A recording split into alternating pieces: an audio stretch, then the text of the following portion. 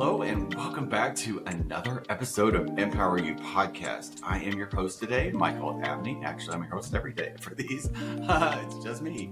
And I'm here talking about living life just a little bit more consciously, shedding light on that and talking to people all around the world that have their life going on, they're expressing it, but they're doing it from a level of awareness that's just the leading edge. And for me, it's the most exciting thing in the world. It's the thing that lights me up. And I'm so excited to invite my guest in today, Sara Vatore from Massachusetts. The town was called Belchertown, Massachusetts. Is that near Boston? That's the only reference that I have for Massachusetts. It's west of Boston, so it's considered Western Mass, so out by where UMass Amherst is, and Amherst College and Smith College. So we're in a big college area here. Awesome. Well, thank you so much for joining me today. So I love your topic that you're talking about. I was right before the podcast, I was talking about how that reminded me of the sonomic breath work, but yours is somatic, which is the body. So I want to dive into that, figure out like how you shifted from being a guidance counselor, I guess at a high school, right? Yeah. To what you're doing now. So share a little bit about your journey from A to B, and we'll just kind of take off. I want to dive in and know more about this. Yeah, absolutely. So I think a good starting place is just growing up. I was always, that type A, always following the right way to do things. And so in my family, rule follower. So in my family, you go to college and that's sort of what you do. And my senior year in college, I got pregnant, which is not what you do. I got pregnant. Okay, yes. A little sidetrack, yes.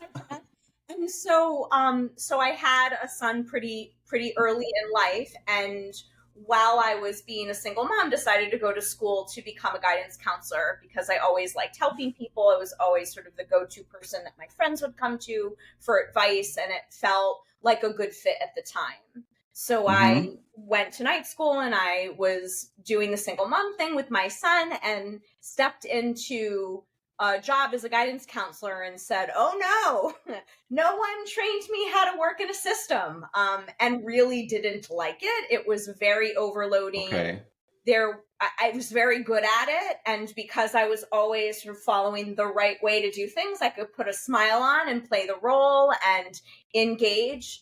But I started to burn out pretty quick, and over time and over the years of sort of just never stopping and always doing and following sort of like what my have-tos were. And at that point I was a mom as well. So lots of have-tos in motherhood. I started to have a lot of autoimmune illness expression. And so my body started to really, really break down. And I decided to start to train with my father, who was a peak performance consultant, while I was working at the school as a way to get out. So I was at the school being a guidance counselor and seeing a clearer pathway of out when I realized that I didn't want to be there. So I stayed for 5 years and simultaneously mentored with my father, who does sports performance work and works with athletes who have blocks or fears.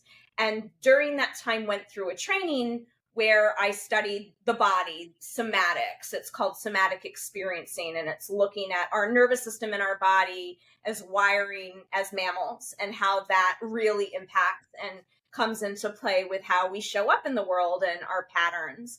And through doing that training, I realized how shut down I had been. I realized how really stuck in like just autopilot I was. So there can be a shutdown where we're depressed and we don't do anything, but there's also a shutdown where we're just caught on a hamster wheel and we don't stop.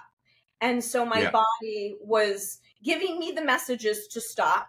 And so after about 5 years, I took a medical leave to start to take care of some of the ways my body was breaking down.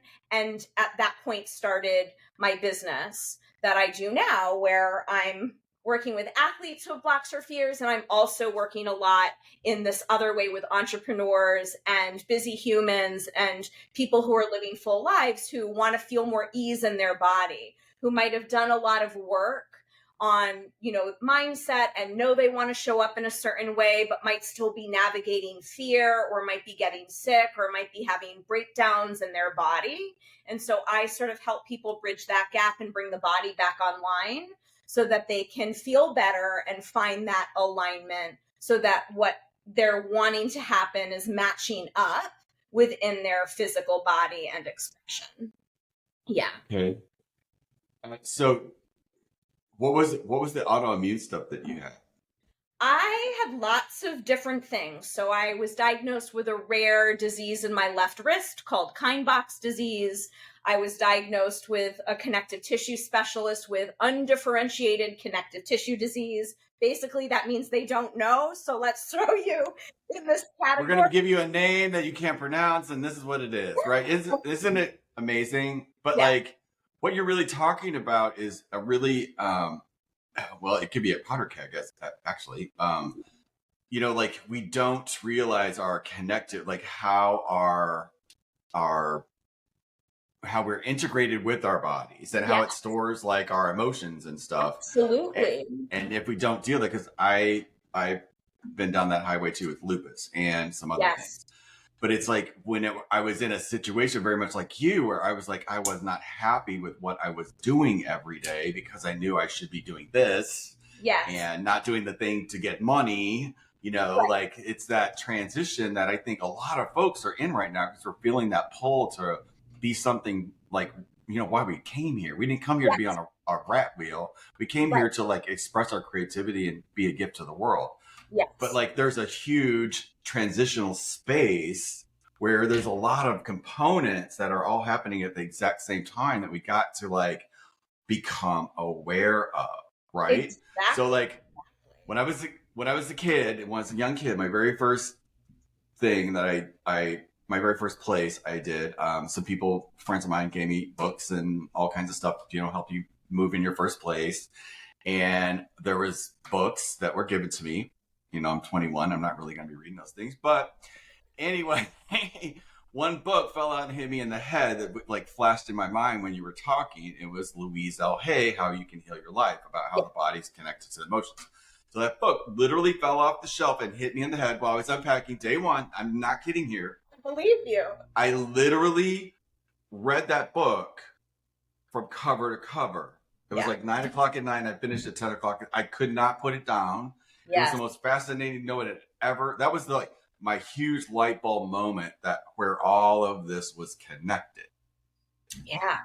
So I really relate to what you're sharing here about this. And I know you've got so much more information, which I want you to dive into about like the types of like, what is it like, how are you helping people connect that wiring? Like for me, I had that aha when I was, younger. Ironically, I did meet her in real life, like, 2010 is actually when I met her. And so like that, that full circle moment. And now then right after that, dealing with lupus and like all of the stuff where you're like, it's halfway, you want to go to the doctors for the relief, but at the same time, I'm completely aware they have no freaking clue what it is going on anyway. Right. So it's this weird space that human beings are in right now. Absolutely. And we look for authority to tell us sort of like what's wrong and what to do and how to fix it. And what happened for me, and I'm sure similar for you on your journey or anyone listening who's dealing with medical issues, is that nothing's connected. So my wrist isn't connected to my back, which isn't connected to the connective tissue, which isn't connected to the, the intimacy, like kind of stuff that I was having going on. Like, and of course everything's connected. And so everything's connected. How do we kind of put that aside and become our own authority in, okay, what resonates from this? How do I take the pieces that really work for me and know and trust and believe that my body is this amazing organic intelligence that has this incredible capability to self-heal? And how do we kind of bring that in and online so that yes okay, I'm here with you 100%. I'm here with you 100% because I've had some experiences where I've been able to heal, but I've used like food and intermittent fasting, I learned a couple of years ago that when you stop eating, your body just heals itself, like by magic. like when it's not trying to get rid of all the poisons that we put into it, it heals itself. Yeah. But like, I never gave it any space. I never knew to give it any space. So like, what's your take on that? Yeah, so I think in general, my business is called Soma Synthesis Studios, and I'm creating spaces for healing, integration, and expansion. So particularly for those of us, so I homeschool, I have 2 kids, I'm running my own business, and so space is essential and has been essential in my journey in prioritizing and protecting and creating for myself so that I can be in any kind of healing process. And I think that there's so many different modalities available and so many different ways in, right? There are all of these ways in. Yes. So for me, it's about finding the ways that work for my unique system and using that as sort of the gateway and entry point in. So with clients who come and see me, my lens in with folks is the nervous system. So our nervous system has self-protective responses that are automatic, that come online when there's danger. And when we're not able to express that, like, for example, a very concrete example is if you're in a car accident and you're literally trapped, you can't, like, if you get into a car accident, your body gets stuck, you can't complete the protective response. You can't run away. You can't fight the car accident. You're trapped.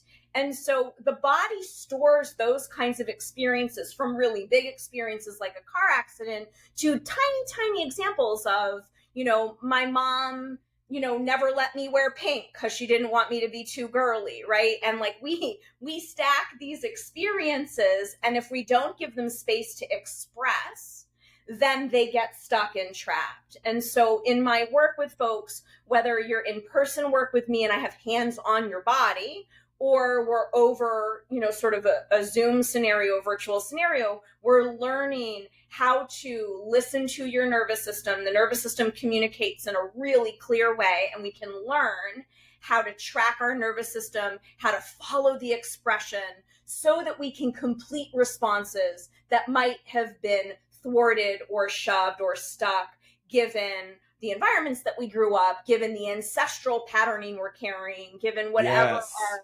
trauma we have, big T or little t, right? Or just experiences. It's giving the body space and time to express. And sometimes at the beginning, we need a second coherent system. We need a system that's clear. We need a system that can drop in and is grounded, because our bodies, we're made of energy. And so we're constantly projecting that out, and we're in an exchange all the time. And so in my work, I'm co-regulating with my clients. My clients are coming in and they're able to start to feel into my nervous system and help their own nervous system come back into what I would call regulation, which means I can get angry and I can release it. I can get anxious and I can come out of that. I'm not getting stuck in any particular way. Whereas my Italian husband, we get cut off when we're driving in the car and he's just, angry. Right, for the next 2 hours, right? Oh, I do that, yeah. He has high blood pressure, right? And that's causing its own issues. So it's all about, for me, going back to your question, creating the space and learning the natural rhythms of the body and our energy system so that we can facilitate that process, that healing process that our body has the ability to be in. And next levels of that would be working with the quantum field, working with the energies around us as support, calling in guides or teachers or ancestors that we might be able to be with and help facilitate. But fundamentally, for those of you who might not be in those other areas, fundamentally, our body is designed in a certain way, and we can learn how it works so that we can assist it in the completion and expression of anything that's stuck. Got it. So that said, like for me, that is in the world of awareness, right? Like you have to be able to hold a frequency of awareness to know how to activate these things, right? So is that something that you do, like, in the nervous system, when we're in fear, we don't have access to any of that stuff? Correct. And so we start with building awareness around what our mind is doing, building awareness around what our nervous system, how our nervous system shows up, how it's designed to show up, but then what is my body actually doing? And a lot of Wow. times we're not aware of that until it's too late, until we've already yelled at our partner, or we're already in a trigger, or we're already in a deep spiral of like self-deprecation. And so what we're doing with my clients, what people are learning is, how do I catch this earlier? What are sort of the early signs that my nervous system is actually presenting? Because the body whispers, and it whispers for a really long time before it gets loud and then yeah, actually, and knocks us in the head, literally. yeah, So I've been knocked to my knees a couple of times. Not gonna lie, because we're so it's like so hard to see our own crap. Even though I work with a lot of people, and for me, my work is a lot at the level of belief. Like helping people understand that they can create beliefs any way. It's just a thought. So yeah, like that process, but I love what you're doing with the body, because it is a part of how, like when I started to wake up, like back in the early 2000s, and like I remember it was extremely hard for me to be around other folks, yeah, just because I picked up on so much of what was going on. yes, And like it took me a really long time to understand how to talk about this without being fearful, yeah, like you just blurted out, the guides and all that stuff, which I'm a channel, but like, it's not a conversation that you just go, oh, hi, what do you do? yeah. Oh God, I hate when people ask me that. So, oh, I talk to dead people. Yes, a lot. Yeah. I'm like Teresa. Yeah. Yeah, Even though I have that ability, I do not right. invite that, because I know that's not my space, but I just love the idea that there are people in the world that we're talking about this openly and freely now, and that this is an okay thing, because you're given like, vibes that would not translate those two words, right? So like who you're giving that validity is what I'm hearing. Like, Yes, does that yes, make sense? it Like, you does. don't occur like a woo-woo person to me. Sure, and you should check out my stack of 20 Oracle decks that I've got right here on the left and all my crystals on the right. So while you're saying that, those of you who do know me, and that's sort of where I think my gifts come in, because I Yeah, frame a lot of this through the science lens. I can be in a yeah, conversation and really give, the psychological and scientific validity to like yeah, why the things we're talking about are true. And right, it's also, I've healed my system through connecting with the quantum yeah, field, and through, through my channeling and working with my guides. And I think what you're saying around the fear stuff, as we step into some of these gifts or step into sort of our purpose, is a really big, it's a big piece, because it generates real biological fear in the physiology when we're in our own alignment and when we're in our truth in a visible way, because of the patterns we hold from our ancestors. And so for me, I'm a Jewish person. All of my ancestry are Ashkenazi Jews coming from Poland and Russia and Lithuania. And so literally our survival was dependent on hiding.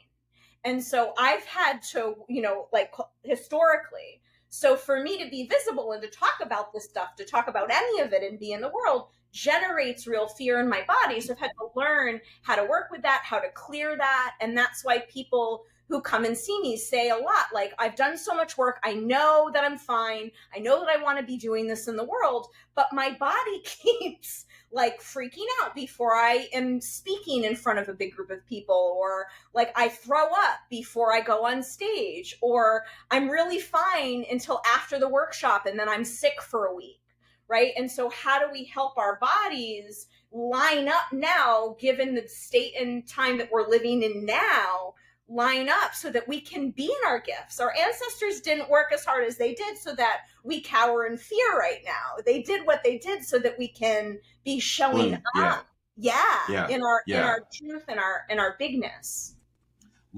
If you don't care, what Yeah. would be something that somebody that I know you can take us down a huge rabbit hole, not a rabbit hole, but like on a journey on this subject. But like, what's the first thing, like somebody that's listening to this, that they can do today, that this might be like, wow, I'm really resonating with this, because actually I'm resonating with this, but I'm like, what is one thing that I can just like do today that would open the door to understanding our connection to that alignment, because it's not just, it's with our bodies, it's also with our environment. Like it all has to match. And what you were saying about like the lineage of being Jewish and that, yes, I'm a gay male in the world this time around.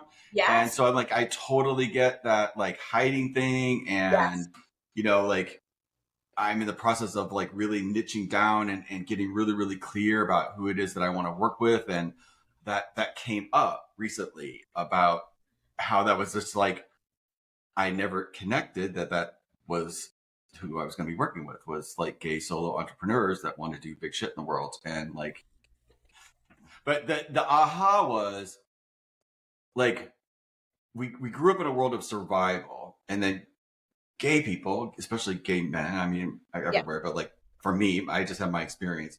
We have to master survival at a really, really young age. And we become really, really good at it. Yes. And it serves us to a point. It's like our winning formula. Like how I would do anything in the world, I was like, just had to get somebody to tell me that I couldn't do it. And if they did that, check. It was done. Like without like, it just happened. Right. But at the end, I had to I was doing mental gymnastics to get unconsciously to get people to do that. And it started to backfire on me. And I knew it was breaking down. It didn't work. Yeah. And like now I don't have to do that. But like at the same time, we're shifting out of survival as a planet, and like thriving is the only where to go, but it requires like the things are gifts cannot use survival to manifest them. It blows them up. So do you deal with that too? Like what's your take, your take on that? Like your perspective on that aspect when you're working with people, shifting from, we've got wiring that got us here, but it's not going to get us there. Right. Exactly. So I think this is a crux of what you're talking about. Cause that's like, I got sick. That sickness led me to being healthy because I was not a healthy person prior to being sick. And now I am a healthy person. Yes. Yeah. I don't have any of that shit anymore. So it's like, but it doesn't mean that stuff doesn't still happen to the body. I get a thing here or, teeth or whatever, right? There's still stuff that's happening, but I know that that's a root of something that's going on bigger picture. Also energetically. Yeah, absolutely. Yeah. Absolutely. And so what I really work on with clients is because we are so stuck in our heads and we're trained, particularly if, listeners are from the US, like we're praised for our thinking. It's the only thing that's focused on in school, like, memorizing facts and all of those things. So starting to bring the body online and recognizing and learning when you are most centered, when you are most yourself, what does that feel like? Our own essence feels a very particular way when we are connected and in alignment to that. And for a lot of us who grew up who are more spiritually open or channel or empathetic, we are soaking up and taking in everybody else around us so that we can make sure that we're okay in our environments. And so then it's very hard to discern and separate out, okay, what is mine? What do I actually believe? What do I actually think? What do I actually feel? Separate from expectations of parents, partner, friends, society, etc. And so what we're starting with is, learning what my own essence even feels like. And that is a body expression. When my nervous system is working well, when I am in real coherence with my activation and deactivation cycles in my body, I have lots of energy that I can harness in that life force. And then I can rest really deeply and repair and restore. And it's learning about what that feels like. And like you're saying, building awareness so I know that if I don't feel that way, there's a gap, and how do we bridge that gap? Yeah. Okay. Yeah. I totally get that. What would you say? You had your business for 7 years, right? This is my seventh. Yeah. Seventh year. Yeah. What are your? Because I'm I'm about 9 years into my real estate, but 2 of that doesn't count because of the pandemic. Because it kind of, because when I got sick, I became a real estate broker, and I really, really loved it. And it was, it taught me so much about money and reading contracts and that type of stuff. I never paid any attention to that stuff. It gave me so many life skills. I love what it did, and helped me connect and gave me confidence, actually. Yeah. But now, like, this switching over to like coaching people all of the time, Yes. that's like a whole different like animal. But at the same time, that's where I feel my most comfortable when I'm having conversations like this, Yes. or when I'm using my gift. Like the rest of the stuff, like trying to figure out how to market that, how to sell that, how to have all the structures around that. That's, if I'm not learning, it's not exciting. If I feel like I have to do something, no. Right. But if I keep the context of, okay, I'm learning something, this is temporary, and I think learning is crucial to our well-being, to keep us evolving. So I love that. But at some point, it does, like, really, at the end of the day, like, this is all I love to do. It's just like have these conversations and help people release the survival wiring and show them how to create whatever wiring they want to create, so that they can manifest what it is that they came here to do. Yes. Love right. that. So like that is my whole thing in life. That's what gives me that balance. Plus I'm a Libra, so it's like I have to have that. But when I'm turned like that full on, there is the opposite of that, like, after 6, 7 o'clock, everything goes off and I have to be still, just like I am in the morning with meditation. Like I don't want to talk to nobody. Like, I don't know what this space is, but it's just like, I'll find a YouTube video that's got some nice quietness, and like, does that make sense? That makes so much sense, because when we're in expansion energy, or we're on, right, we're turned on. Sounds like you, like, when you're meeting with clients or you're having these podcast conversations, you're on, like, you're lit up, you're on. Yeah. That's activation energy. That's healthy activation energy. And so we always, in that expansion, there's a contraction. And so it sounds like you build in naturally for yourself these contraction spaces where at the end of the day, you get to decompress, you get to turn off the senses that have been turned on all day, you get to shut those down and be in the recharge. You're creating the space to be in the recharge.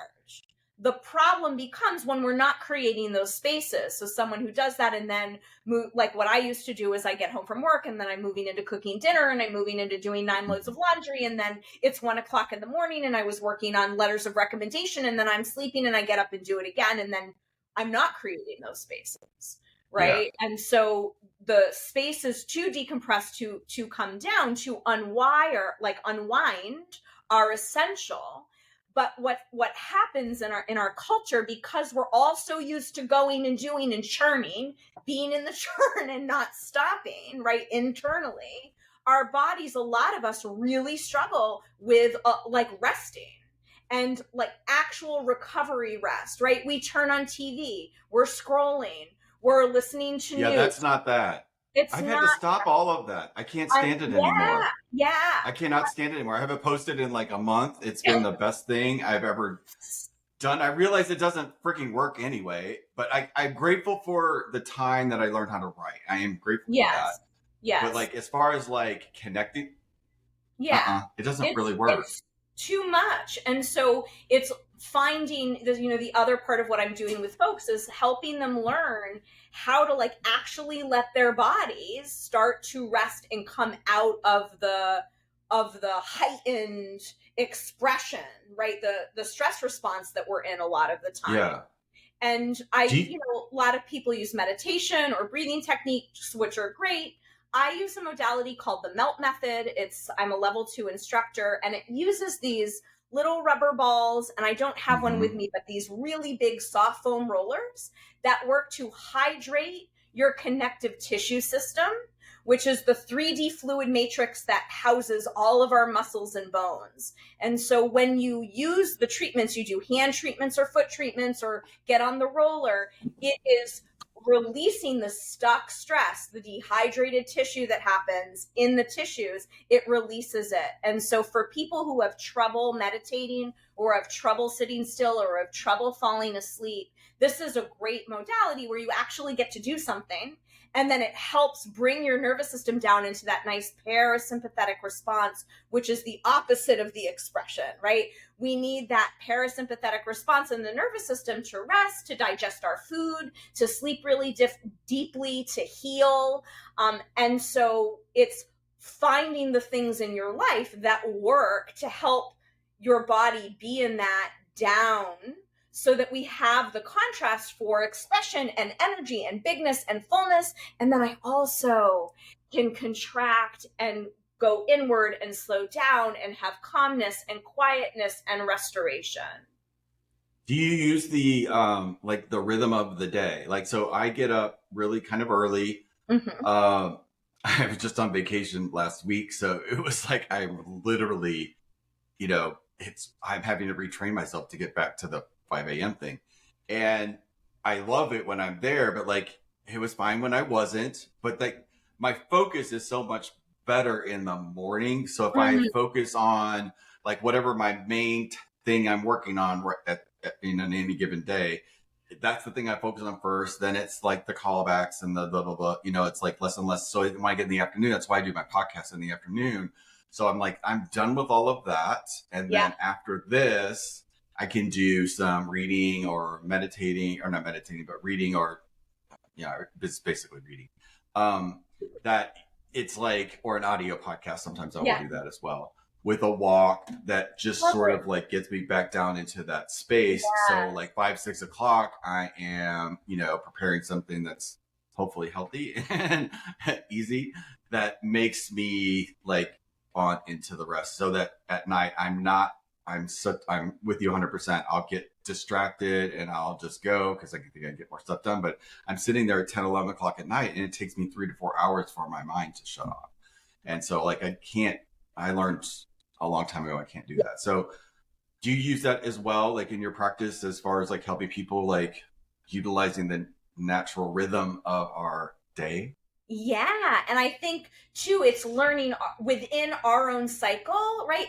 Or within the bigger cycle, it's finding our unique cycle within that cycle. So for some people, it's afternoon where they find themselves most productive, and they might do, have that morning time, to do other pieces. And then in the afternoon, that's when they focus on their, the big important piece. So it's learning for yourself and building the awareness around, where do I thrive? Where do I get the most energy? What time is that? So for me, because I'm still like on a bleeding cycle, like I have natural built-in days as a female body that bleeds where I rest. Those days when I'm scheduled to have my period, I block off. And that's my built-in rest. And I'm like really making sure I'm not seeing a lot of clients. And so finding like I have my monthly rhythms, I have my weekly rhythms that I'm in, and then day to day, I'm sort of connected with my body and assessing for myself, what makes the most sense given my homeschool schedule, given my work schedule. And so for every person, it's learning what is your cycle, like what is the rhythm that works best for you within sort of the larger cycles that we're holding. And then we have seasonal cycles and the moon cycles and all of these different, all kinds of cycles, right? And so it's, finding and syncing to your own unique cycle within these larger cycles that we're kind of dancing with. I love it. And then there's the food, like, because I only eat in these certain windows. And yes, all of it's like, it's inside and out, and it's all got to mash. And there's like all sorts of ways but those are the pieces. Like that's the canvas that we're working on to create the most empowering experience that we can like have in life is playing with that and finding out what works, what doesn't work, so that when we're moving down the road, because it doesn't stay that way, and we know what pieces to adjust as we move forward because we're connected. Right. Exactly. And listening to those whispers as things shift and change when other little flags come out. I found myself the first 2 years of my business, I fell right back into my same overworking pattern. People were seeing my worth. they were inviting me to do things. I said yes to everything. And there I was. I burnt myself out again. And so it was like, I spent the second 2 years letting go of all the things that I had said yes to. So it's very funny how our bodies kind of like, when they're familiar cycles, we like kind of like find ourselves back in there. And so it's learning to notice those subtle shifts so that we then can make, the changes or the choices that allow us to be serving ourselves at that highest frequency and level. I love it. One more thing before we go. I know Sure. This could be a big subject too, but like I know a lot of people like us that are, anybody that's starting something new that they're being called to do. It's like a knowing, you're supposed to do it, but like there's this part of us and that feels like an imposter. That's energy of like, who am I to be doing this? I did this, I grew up in the country. Like, who's this country kid, like trying to do all of this stuff in the world? Like and I'm still honestly in process of it. I still feel it sometimes. I plow right through it. But it's like, what's your take on your viewpoint on that? Like, how is that impact your clients or because it could be a huge stop. Like what's underneath that for you? Absolutely. So for me, imposter syndrome, right, that's a part of ourselves that has developed over time in some way. So we all have parts of ourselves, right? Usually we have sort of like an inner critic and an inner child, and they battle it out. And so imposter syndrome to me is sort of an aspect of that, where we have this part that's sort of trying to protect us, that part that's in fear and sort of saying, you're not good enough and don't be so big and all of that. Although it's not kind things that it might be saying to us, it's actually trying to protect us. It's saying, don't get too big, it's dangerous. Past lifetimes, or in your childhood, or when this happened, or for you, other gay men got hurt, got killed, got this, got that. And so the body is sort of like, and the mind, because it's all connected, are like, wait, don't mess up, right? Off with your head. Yes. Off with your head. So it's learning how to recognize when that part comes up. And for me, there's also with our parts, there's a nervous system expression. So like when I'm in my critic, my nervous system also feels a certain way. When my imposter syndrome comes out, my body, my nervous system feels a certain way. So it's a learning about, again, what does it feel like when I'm aligned in my truth and I know? Because for many of us who are battling imposter syndrome, there's still a knowing in there somewhere. That you're meant for something more. What it feels like when you're in alignment. Your bigger mission and purpose. And so like rooting in that expression as your truth and learning like the embodiment imprint when you're most centered and channeled and with clients and connected and feeling that way. What does that feel like? And so when imposter syndrome comes up, we can work with nervous system tools to release the fear, to recognize that it's not present day, to be navigating that and clearing that, and then activating, calling in, being in that alignment and frequency of what your most confident self feels like, or what your alignment feels like, or your center, however you want to look at that. Yeah. But it's a huge thing that comes up all the time. All the time. All the time. That's why I really that's why I wanted to talk about it just a little bit. Thank you for your insight on that, because it's like it is connected to our wiring that's inside of us, that it actually makes it feel more real, even though it's just a response, Like you tap on the gas and you go forward, you put on the brakes and it stops. But it's like we forget that, and it just feels like it's hard to process all the information that's coming at us, through us all the time from outside sources, let alone the one that we need to be connected to the most, right? Absolutely. And we get so hooked in believing the thoughts that we have, right? Yes. And our thoughts are not true. It's just brainwave activity, and no one teaches us this. And then we have one thought, and then we're making up this big story that's then centered around that one thought, and it's not even true.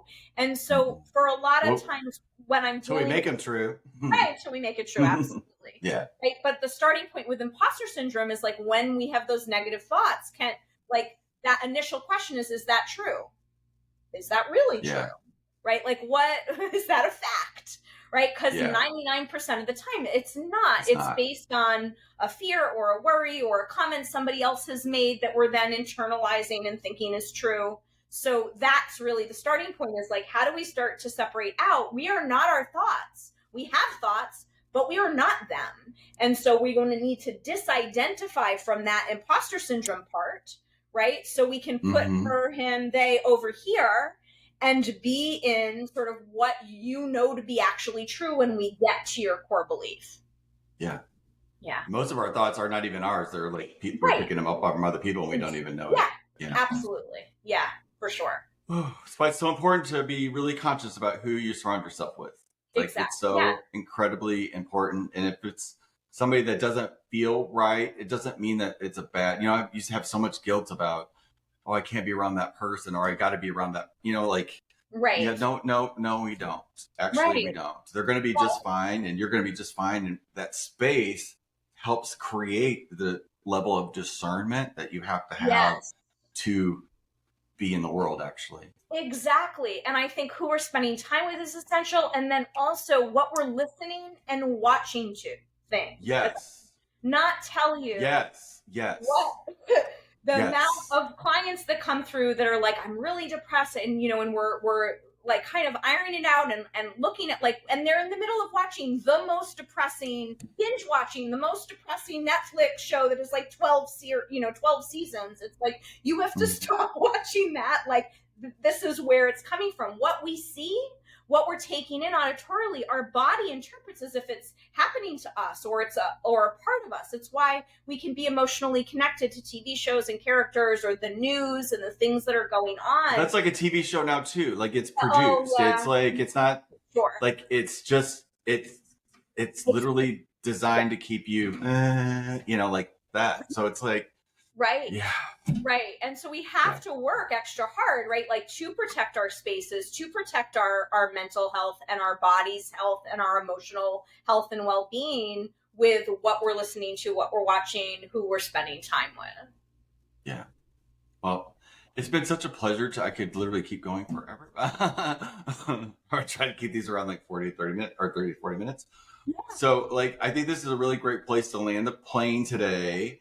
So if somebody wants to know more information, I will put your information in the description box below wherever this travels. And so people can get a hold of you and find out more about how you can help them. And I so appreciate you being here today. Is there anything like a takeaway or something that you just want to kind of share to be complete with this podcast?